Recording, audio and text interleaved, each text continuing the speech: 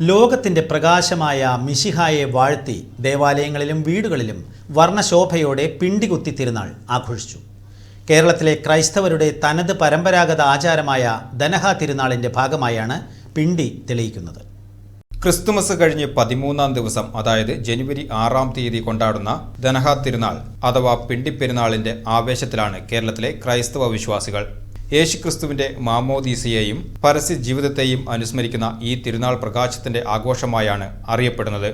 തിരുനാളിന്റെ തലേ ദിവസം വൈകിട്ട് വീടുകളിൽ, ദേവാലയങ്ങളിലും വാഴപ്പിണ്ടിയിൽ ദീപങ്ങൾ തെളിയിക്കുന്നതോടെ ആഘോഷങ്ങൾക്ക് തുടക്കമായി.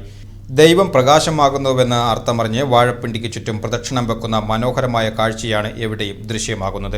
ജനുവരി 5-ാം തീയതി വൈകിട്ട് പിണ്ടികുത്തി തെളിയിക്കുന്നതോടെ ആരംഭിക്കുന്ന ചടങ്ങുകൾ 6-ാം തീയതിയും 7-ാം തീയതി പുലർച്ചെയും ഉൾപ്പെടെ 4 തവണ ആവർത്തിക്കുന്നതാണ് പതിവ്. ലോകത്തിന്റെ പ്രകാശമായ മിശിഹായെ ജീവിതത്തിലേക്ക് സ്വീകരിക്കുന്നതിന് അടയാളമായി വിശ്വാസികൾ ഈ ദിനത്തെ കാണുന്നു. പണ്ടുകാലത്ത് ഈശോയുടെ മാമോദീസയെ സ്മരിച്ച് പുഴയിലോ കുളത്തിലോ പോയി നടത്തിയിരുന്ന ആചാരപരമായ കുളിയിൽ നിന്നാണ് രാക്കുളി എന്ന പേര് ഈ തിരുനാളിന് ലഭിച്ചത്.